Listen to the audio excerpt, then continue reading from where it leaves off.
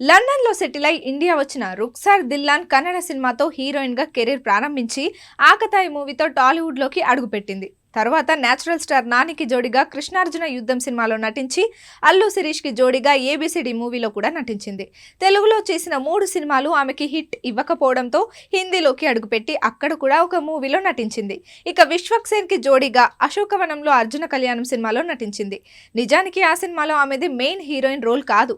ఇక తర్వాత కొత్త హీరోతో స్పార్క్ అనే సినిమాలో నటించినా అది కూడా పెద్దగా ఉపయోగపడలేదు.